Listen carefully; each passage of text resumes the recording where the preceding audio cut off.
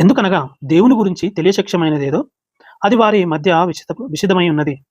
దేవుడు అది వారికి విశిదపరచెను.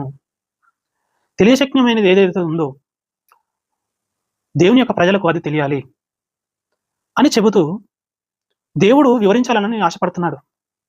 ఆ తెలియశక్యమైనది ఏదో తెలియాలని ఆలోచిస్తూ, మాట్లాడుతూ కొన్ని మాటలు ఇంకా ముందుకెళ్ళి మాట్లాడుతున్నాడు చూడండి. 20వ వచనం. ఆయన అదృశ్య లక్షణాలు. దేవుడు అదృష్టుడు గనక, అదృశ్యుడైన దేవుడు కంటికి కనపడడు. ఆయన ఆత్మ. ఆత్మ కలిగిన దేవుడు కంటికి కనిపించడు. శరీరంలో ఉన్నంత కాలము దేవుడు కంటికి కనిపించడు.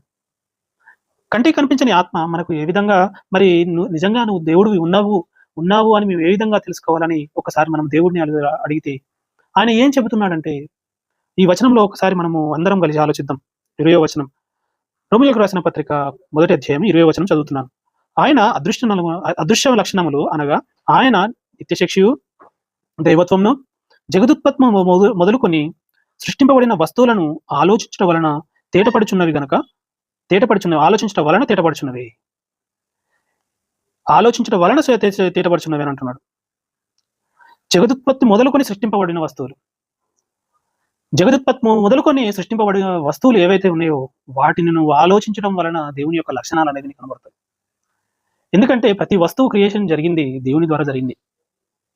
కానీ ఈ యొక్క శాస్త్రాలు, ఈ యొక్క పరిశోధనలు దేవుణ్ణి కనుమరుగు చేసుకొని మేము గొప్పగా సాధించాము, మేము గొప్పగా కనుగొన్నామని దేవుని యొక్క ఉనికిని లేకుండా సమాజంలో వాళ్ళ ఉనికిని తీసుకొచ్చుకొని వాళ్ళ కీర్తి కొరకు, వాళ్ళ ప్రతిష్టల కొరకు, వాళ్ళ పరపతి కొరకు దేవుని పక్కన పెట్టేసి దేవుని యొక్క ఉనికిని లేకుండా ఈ మనుషులు చేస్తున్నారు. దేవుడు లేడా సమాజంలో? సమాజంలో లేడు, కానీ ప్రపంచంలో దేవుడు ఉన్నాడు. ఎందుకంటే ప్రతి వస్తువులో దేవుడు కనబడుతున్నాడు. ఆయన చేసిన వస్తువులను వినియోగించుకుంటూ ఎంత నీచానికి దిగజారిపోయిందంటే మానవ జాతి దేవుణ్ణి కనుమరుగు చేసింది.